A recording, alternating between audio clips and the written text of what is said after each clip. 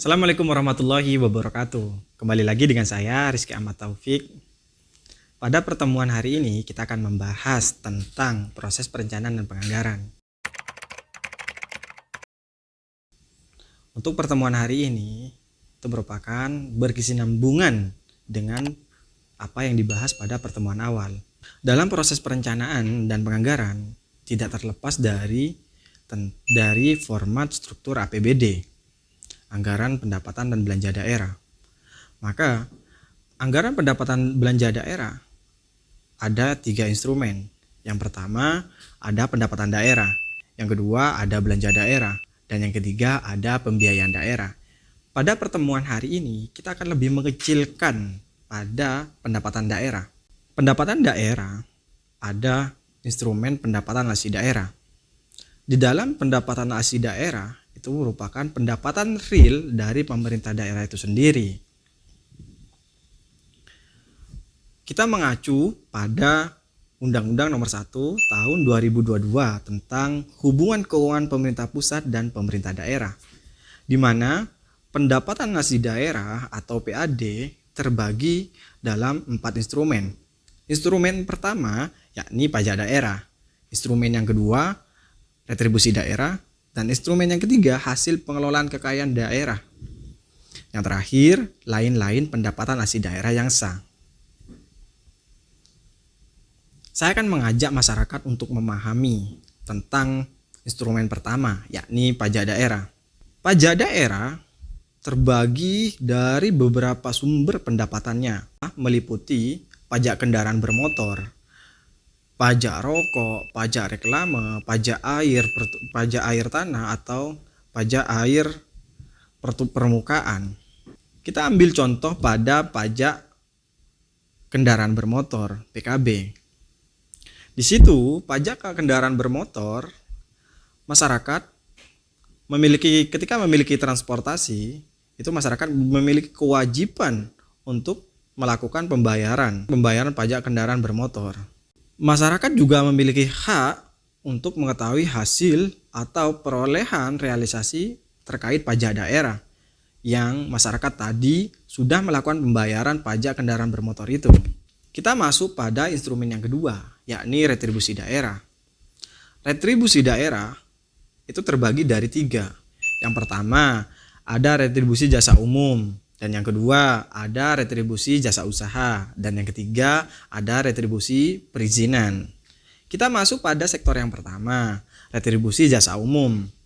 Retribusi jasa umum meliputi retribusi pelayanan kebersihan, pelayanan kesehatan, dan pelayanan parkir di tepi jalan umum. Kita ambil contoh dari retribusi pelayanan kebersihan. Contohnya di Kota Surabaya, masyarakat memiliki kewajiban untuk membayar retribusi kebersihan itu untuk kemudian menjadi dulangan terhadap retribusi daerah yang akan dimasukkan ke pendapatan asli daerah. Masyarakat memiliki kewajiban untuk membayar retribusi, namun masyarakat juga berhak menanyakan ke pemerintah daerah hasil dari perolehan dia yang sudah dibayarkan ke retribusi daerah itu, sektor retribusi kebersihan.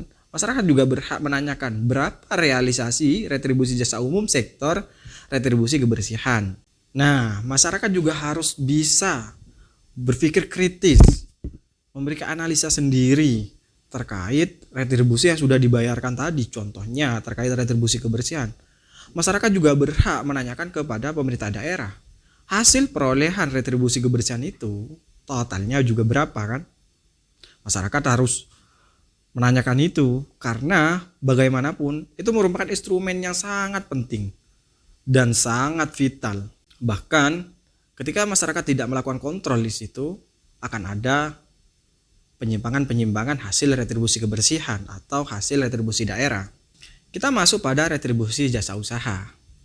Di sini retribusi jasa usaha merupakan retribusi yang dimana pemerintah menyediakan tempat kegiatan usaha. Contohnya seperti PD Pasar Surya, anggaplah di Surabaya PD Pasar Surya. Di situ PD Pasar Surya itu masuk sektor retribusi jasa usaha. Kita ambil salah satu retribusi jasa usaha yang dimana PD Pasar Surya atau pasar-pasar yang dikelola oleh Pemkot. Di situ ketika di pasar itu memiliki stand masyarakat juga harus membayar kewajiban retribusi jasa usaha itu. Jasa usaha itu masyarakat juga berhak menanyakan berapa realisasi retribusi jasa itu sendiri. Terutama sektor yang tadi yang jasa usaha untuk jasa usaha kegiatan di pasar. Kita masuk pada retribusi perizinan. Di dalam retribusi perizinan di situ meliputi 3. Yang pertama, retribusi perizinan pada persetujuan bangunan gedung. Yang kedua, penggunaan tenaga kerja asing. Yang ketiga, pengelolaan pertambangan rakyat. Kita ambil contoh pada persetujuan bangunan gedung. Yang awalnya itu masuk pada IMB, izin mendirikan bangunan gedung, dan yang sekarang sudah diganti menjadi PBG atau persetujuan bangunan gedung. Ketika contohnya ya, ketika masyarakat melakukan pembangunan, masyarakat sekarang harus memiliki kewajiban untuk melakukan perizinan terhadap pemerintah daerah. Yang kemudian ketika masyarakat melakukan persetujuan bangunan gedung, itu dikeluarkan retribusi perizinan. Bahwasanya masyarakat sudah boleh melakukan pembangunan di situ, seperti rumah, usaha, dan lain-lain sebagainya. Masyarakat juga harus berhak menanyakan kepada pemerintah daerah, sudah ada berapa yang melakukan pengurusan PBG, persetujuan bangunan, dan total dari tersebut masyarakat juga harus bisa menanyakan berapa realisasi dari retribusi perizinan itu sendiri, yang kemudian akan dimasukkan pada retribusi daerah.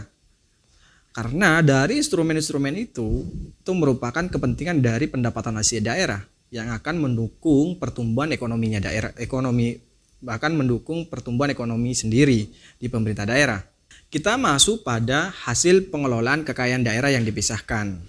Masuk pada hasil pengelolaan kekayaan daerah yang dipisahkan ialah merupakan hasil pengelolaan kekayaan yang modalnya dari pemerintah daerah.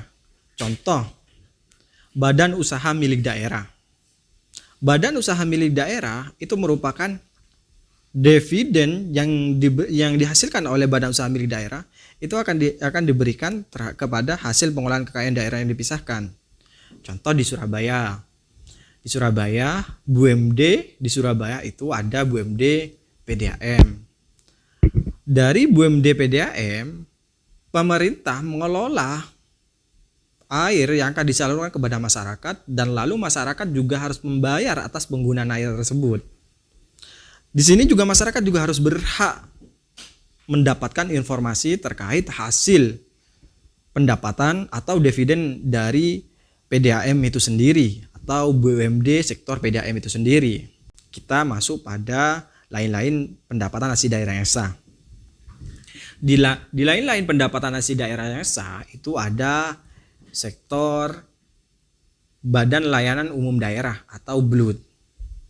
BLUD itu sendiri masyarakat harus memahami apa itu BLUD.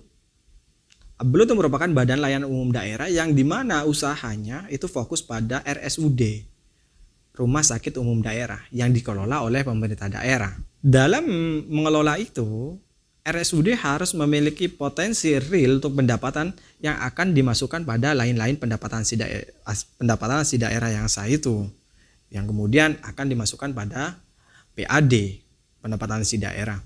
Pada pertemuan hari ini kita simpulkan bahwasanya pendapatan asli daerah itu terbagi 4 sektor.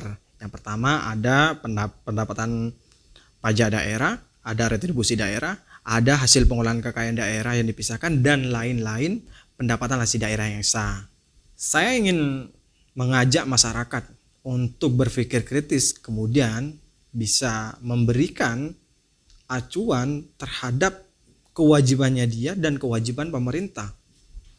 Makanya di situ tingkat partisipasi masyarakat harus tinggi terhadap pemerintah daerah. Contohnya, masyarakat harus bisa mengontrol pemerintah daerah itu sendiri. Karena kalau tidak dikontrol oleh masyarakat ataupun sahabat-sahabat, itu akan banyak penyimpangan-penyimpangan yang di luar peraturan perundang-undangan. Baik, sekian dari saya. Wallahul muwaffiq ila aqwamit thoriq. Assalamualaikum warahmatullahi wabarakatuh. Sampai jumpa pada pertemuan berikutnya.